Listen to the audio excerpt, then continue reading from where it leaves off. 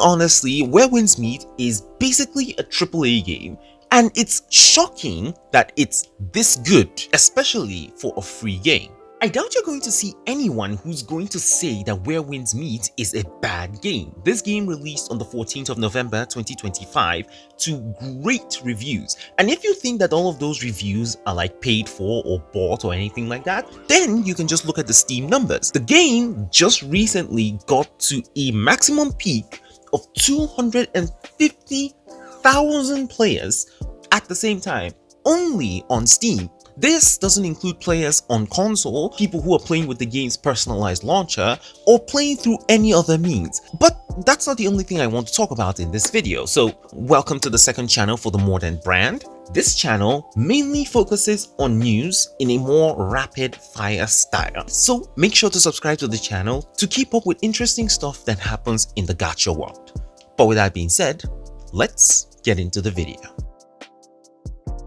So, since we started off with wherewindsmeet, let's actually continue with that. So, the game just recently got into a little bit of controversy.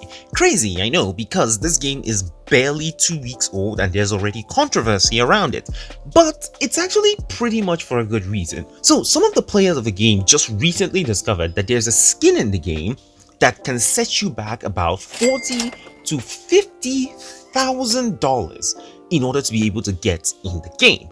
And when this was revealed, there were a lot of reactions to this. On one end, we have people who are actually in support of this, saying that it's actually pretty reasonable, especially looking at the quality of the game, and also considering the fact that it's free. Their argument can actually be summarized pretty simply. The game is free, and the devs need money in order to be able to produce the game.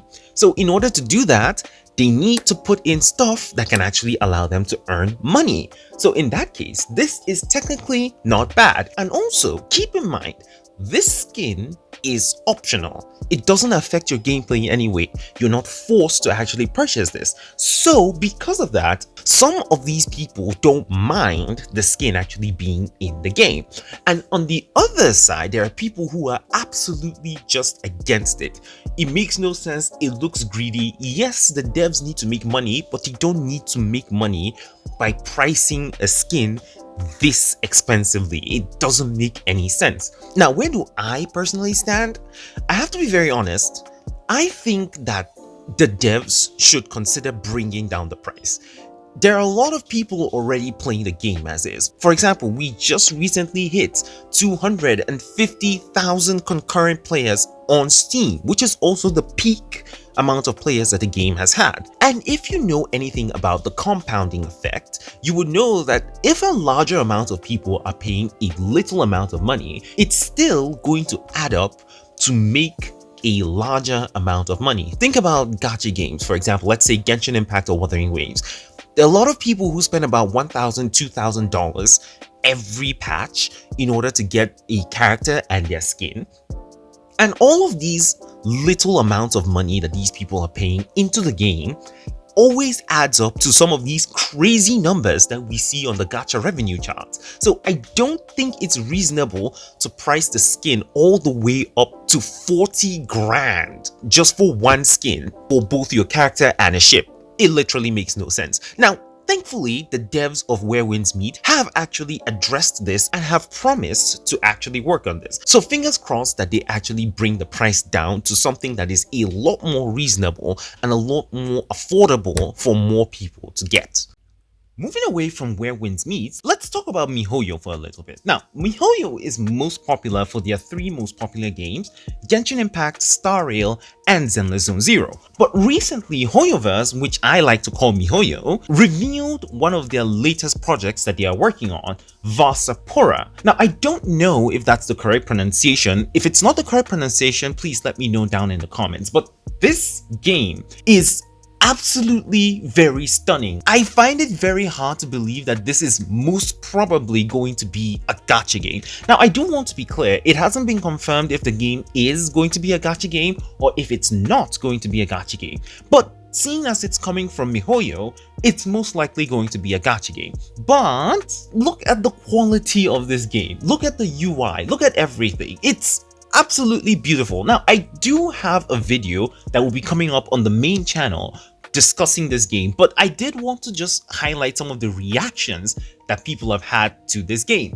For example, we have this comment here that talks about this game definitely not coming out on mobile because there is absolutely no way mobile can handle these kinds of graphics. And when you look at this showcase, can you blame them? Honestly, I don't see how a mobile phone is able to run this kind of game unless mobile graphics get like this very massive leap, which we haven't seen yet, but it could come in future and you don't know. And then there are some people who are just tired of mihoyo making gacha games. Like, for example, we have Slate's Mind here talking about them just releasing this game as a regular console game, not a gacha game. And I have to be honest, I don't think I actually disagree with this. Like, if they launch this game the same way that wherewindsmeet launch, which is just a free game that is a very high quality product and could potentially rely on skins and other kinds of things in order to make a profit,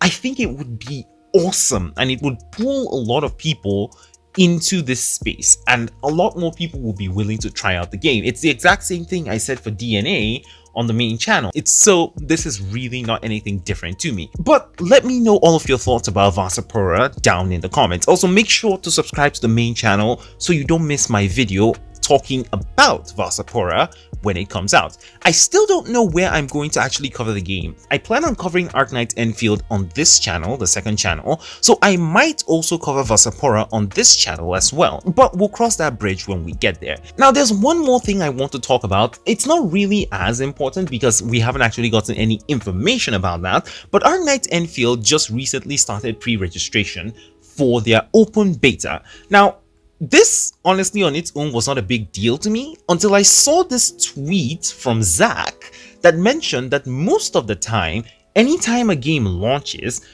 and it's doing an open beta in China, it's most times just like a normal release of the game that just isn't official. Like, you get what I mean? Like, you can see his tweet on screen right now. Now, why this is potentially interesting to me is that wherewindsmeet also had an open beta before it launched. It launched sometime in December, but a lot of people didn't know about the game at the time. But when we finally got the full release, almost a full year later, that's when everybody came to start knowing about the game. So is there potentially going to be a situation where CN is ahead of global again? I really wouldn't want that to happen. Now, I don't know what is happening with wherewindsmeet. I'll actually need to go check, and if I find out what is going on, I'll pop it up on screen. But I don't think, to my knowledge, that CN is ahead of global in any way because of the open beta that they had. But if I don't have anything up on screen, then you can correct me down in the comments if I'm wrong. But with all of that being said, thank you all so much for watching. Make sure to subscribe to the channel to keep up with updates on most of the games that you love, really. And I will catch you guys in the next video. Peace, guys.